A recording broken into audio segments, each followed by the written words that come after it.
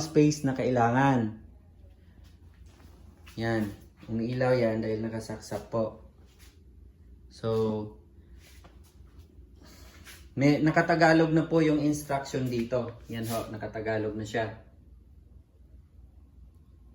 Yun. Di kuryente lang. Hindi na po kailangan ng 3-phase transformer at hindi po tayo gumagamit ng rubber rolls. Yan ho. Urethane po ang gamit. Impeller type po ito Yan. Pasensya na po kayo, medyo maraming alikabok dito sa loob dahil ginamit po natin ito sa World Trade Center for demo. At kanina may nagpa-demo rin po. Pero maglilinis ako dito mamaya para at least bukas may magpapademo na naman, malinis na yung area namin.